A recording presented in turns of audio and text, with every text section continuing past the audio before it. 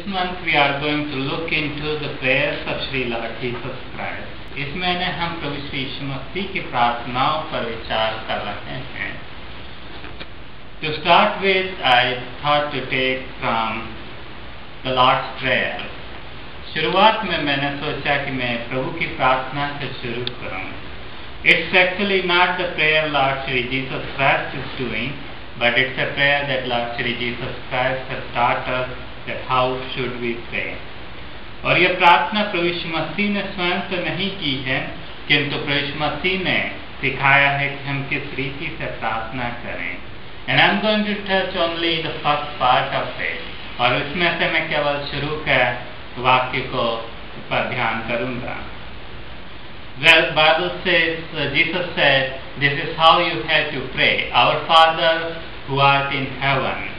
और प्रभु यीशु मसीह ने इस प्रकार से प्रार्थना करने को बताया कि हे हमारे पिता तू जो स्वर्ग में है.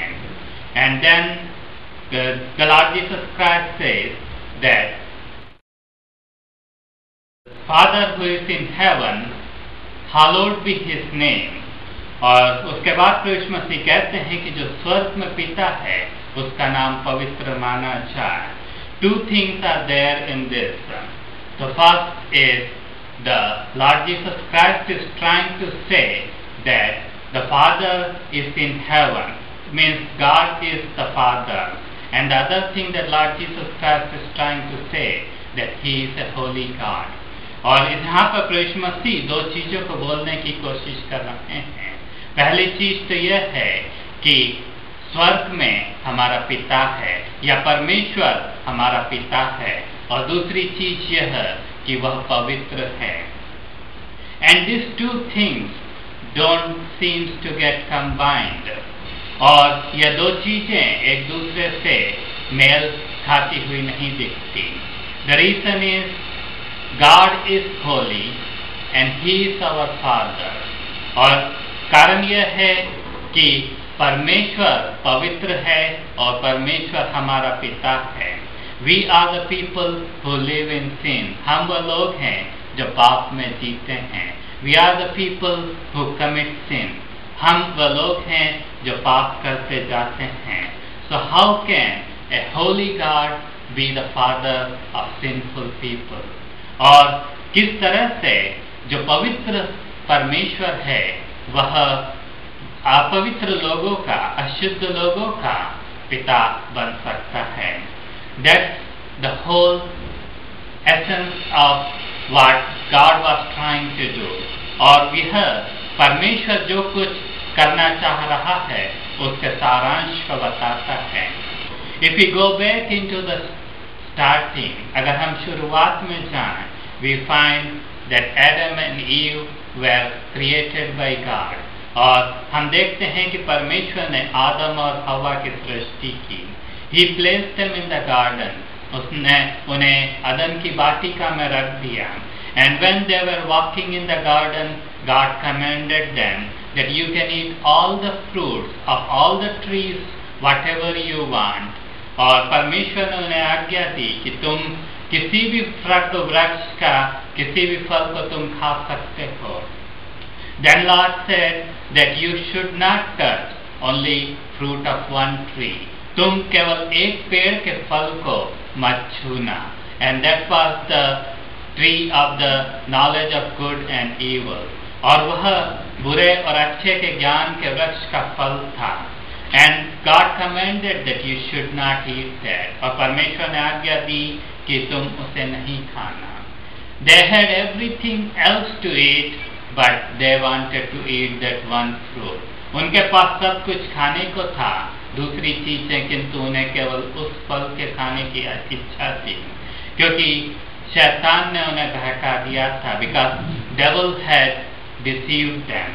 And first Eve ate that fruit and then Adam ate that fruit. और पहले हवा ने उस फल को खाया और उसके बाद आदम ने उस फल को खाया. And they became sinful. और वे पापी बन गए. Because they had disobeyed God. क्योंकि उन्होंने परमेश्वर की आज्ञा का उल्लंघन किया था. So here the man falls into sin. और यहाँ पर मनुष्य पाप में गिर जाता है। And before the fall man had fellowship with God, और इस गिरने के पहले मनुष्य परमेश्वर के साथ सहभागिता में था, मनुष्य परमेश्वर के साथ एक रिश्तेदारी में था। And God used to come every evening and used to talk to them, और परमेश्वर उतर कर आकर हर रात हर शाम को उनसे बात किया करता था। God used to walk with them, परमेश्वर उनके साथ चला करता था। God used to talk to them, परमेश्वर उनसे बात किया करता था। That's how beautiful things were, और इतनी खूबसूरत वो चीजें थी। गॉड हु इज इमॉर्टल, परमेश्वर जो कि अमर है, जो कि सनातन है, he used to come down and talk to man who was just a creation of God. वह उतर कर आकर मनुष्य से बात करता था, मनुष्य जो कि केवल परमेश्वर के द्वारा बनाई हुई सृष्टि है। And it was so beautiful, और वह इतना खूबसूरत था। But man lost everything, किंतु मनुष्य ने सब कुछ खो दिया। And because of sin, he had to be kicked out of the Garden of Eden, और पाप के कारण मनुष्य को अदन की वाटिका में से बाहर निकलना पड़ा। Because of sin, man was separated from God, और पाप के कारण मनुष्य परमेश्वर से अलग हो गया। And this separation was painful, और ये जो अलगाव था यह दुखदायी था। Because the wonderful relationship they had with God that was lost, क्योंकि जो खूबसूरत संबंध जो परमेश्वर के साथ था वह अब खो चुका था। And in this condition, man became sinful. God was holy and he didn't have any sin. और यहाँ पर मनुष्य पापी बन गया और परमेश्वर पवित्र था और परमेश्वर में कोई भी पाप नहीं था। So here, this holy God is away from human beings, और ये पवित्र परमेश्वर मनुष्य से अलग हो चुका था। So here man has lost everything and he is in miserable condition, और मनुष्य ने सब कुछ खोकर बहुत ही दयनीय स्थिति में मनुष्य आ चुका था। And in this prayer, the Lord Jesus Christ is trying to say that this man can have the relationship with God again. This man can have God as his father. और प्रभु यीशु मसीह इस बात को बताने की कोशिश कर रहे हैं कि यह मनुष्य जो गिर चुका है, जो पाप में है, यह फिर से संबंध बना सकता है, फिर से परमेश्वर को अपने पिता के रूप में जान सकता है। That's why the Lord Jesus Christ is trying to tell his disciples who have already known Lord Jesus Christ, और इसलिए जो शिष्य प्रभु यीशु मसीह के, जिन्होंने प्रभु यीशु मसीह को पहले ही जान लिया था, उनसे प्रभु यीशु मसीह कहते हैं कि इस तरह से प्रार्थना करो कि हमारे पिता तू जो स्वर्ग में है। So he says to the disciples, pray like this, our Father who art in heaven. So we can know God as Father. हम परमेश्वर को अपने पिता के रूप में जान सकते हैं। Only thing we have to do is we have to come at the shelter of Sri Lord Jesus Christ. हमें केवल यह करने की आवश्यकता है कि हम प्रभु श्री यीशु मसीह के चरणों पर आ जाएं। God doesn't tolerate sin. परमेश्वर पाप को बर्दाश्त नहीं करता। परमेश्वर में कोई भी पाप नहीं है। There is no sin in God and He doesn't tolerate sin. और परमेश्वर पाप को बर्दाश्त नहीं करता। Many times we think if we tell a little lie, it's not a big deal. कई बार हम सोचते हैं कि हम एक छोटा से झूठ बोल दें तो वो बड़ी चीज नहीं है। Many times we think if we do little mistakes, it's not a big deal. और हम कई बार सोचते हैं कि हम छोटी गलतियों को कर दें तो वो कोई बड़ी चीज नहीं है। But before God, sin is sin. किंतु परमेश्वर के सामने पाप पाप है। Whether it is big, whether it is small, चाहे वो बड़ा पाप हो, चाहे छोटा पाप हो, sin is sin, पाप पाप है। And there's one more incident that comes into my mind. एक और घटना मेरे दिमाग में आती है। There was, after the Lord Jesus Christ has gone, disciples were living and they were trying to teach people how to walk in God's way. और प्रभु मसीह के जाने के बाद शिष्य लोगों को बता रहे थे कि किस तरह से परमेश्वर की राह पर चलना चाहिए. And there were a husband and wife named Ananias and Sapphira. और वहाँ पर एक पति पत्नी थे जिनका नाम हननिया और सफीरा था. And they had a land. उनके पास एक जमीन थी. They sold the land. उन्होंने जमीन बेची. And they brought the money to Peter. और वे पतरस के पास उस पैसों को ले आए. And they didn't bring the whole money, but they said that they have brought the whole money. वे पूरे पैसे नहीं लाए और उन्होंने कह दिया कि हम पूरे पैसे लेकर आए हैं. And Peter knew that they are telling lies. और पतरस को समझ में आ गया कि वे झूठ बोल रहे हैं. The reason is Peter could hear from God and understand that they were telling lies. और कारण यह था कि पतरस को परमेश्वर के पास से पता चल गया था कि ये लोग झूठ बोल रहे हैं. And the Peter asked Ananias, और पतरस हननिया से पूछता है, क्या did you sell the land for this much only? और पतरस पूछता है, क्या तुमने जमीन केवल इतने ही पैसों में बेची? And Ananias says, yeah, we sold the land for this much only. और अननियास कहता है कि हाँ, हमने इतने ही पैसों में जमीन बेची है. And Peter says to him, why you have chosen to tell lie before the Holy Spirit?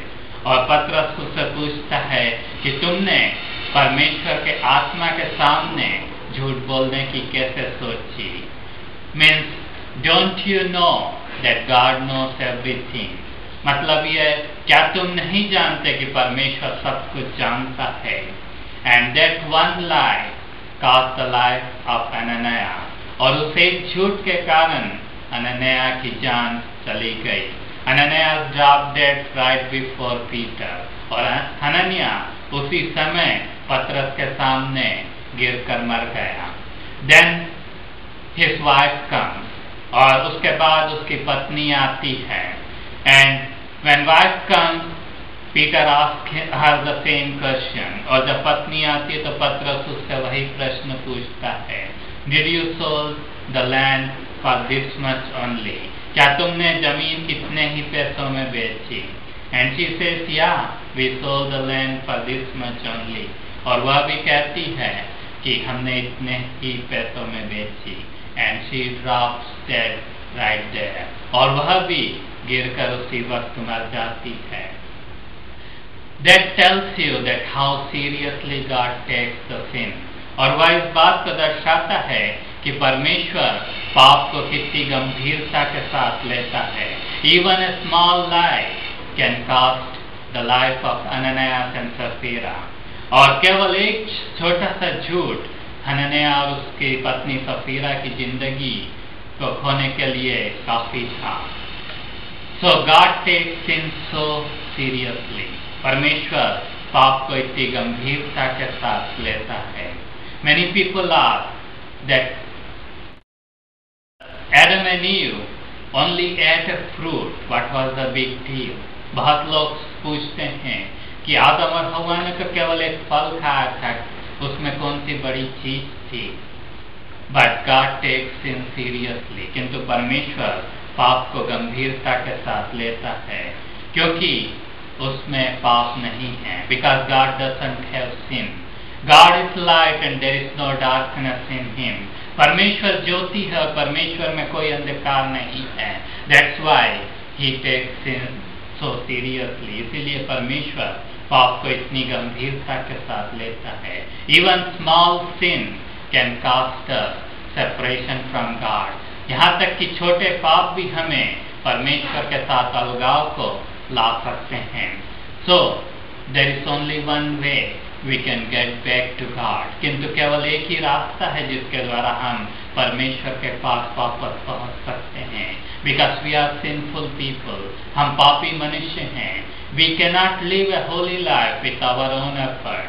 हम अपनी खुद की कोशिशों से एक पवित्र जिंदगी को नहीं जी सकते, इसलिए हमें प्रभु मसीह की शरण में आने की आवश्यकता है. That's why we have to come at the shelter of Sri Lord Jesus Christ and ask His strength to live a holy life. Take His strength to live a holy life. और हमें प्रभु मसीह से उसकी सामर्थ को मांग लेने की आवश्यकता है.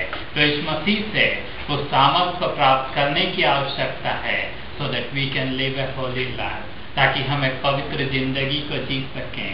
So that we can obtain what God has done for us. ताकि हम परमेश्वर ने जो कुछ हमारे लिए किया है उसे प्राप्त कर सकें. One side God is a consuming fire. एक तरफ परमेश्वर भस्म करने वाली आग है, and the second side God is a loving God. और दूसरी तरफ परमेश्वर प्रेम से भरा हुआ परमेश्वर है. That's why Lord Jesus Christ came into this world full of love. इसीलिए प्रभु मसीह इस दुनिया में आ गए प्रेम से भरपूर, so that He can redeem us from our sins. ताकि वे हमें हमारे पापों से छुड़ा सकें. So that He can take away our sins. ताकि प्रभु मसीह हमारे पापों को हर ले जाएं. We have to only give our sins into His hand. हमें केवल अपने पापों को प्रभु मसीह के हाथ में सौंप देना है, and we will be able to receive that forgiveness, that deliverance.